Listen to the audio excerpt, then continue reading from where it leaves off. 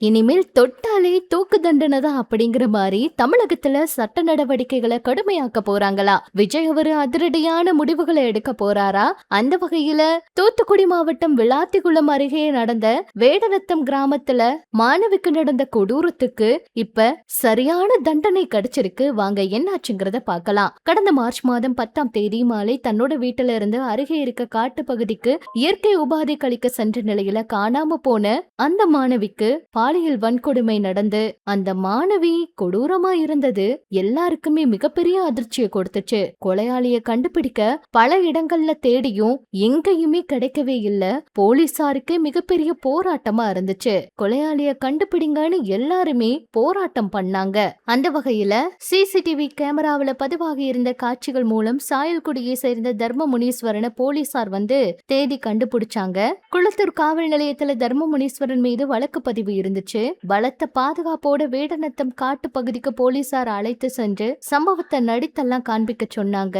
அத வீடியோவா பதிவு செஞ்சாங்க. குற்றவாளி கைது செய்யப்பட்டதை தொடர்ந்து மார்ச் 20ஆம் தேதி மாணவியோட குடும்பத்தினர் தூத்துக்குடி அரசு மருத்துவமனையில இருந்து அவரோட சடலத்தை பெற்று 10 நாட்களுக்கு அப்புறம் தகனம் பண்ணாங்க.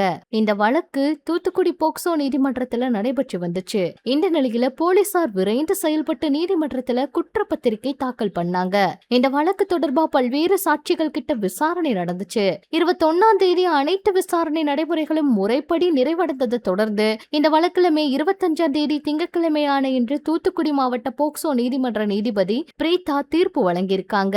அதுல கொலை செய்யப்பட்ட வழக்குல குற்றவாளி தர்ம முனீஸ்வரனுக்கு இரட்டை தூக்கு அப்படின்னு சொல்லி தூத்துக்குடி போக்சோ நீதிமன்றம் தீர்ப்பு கொடுத்திருக்காங்க.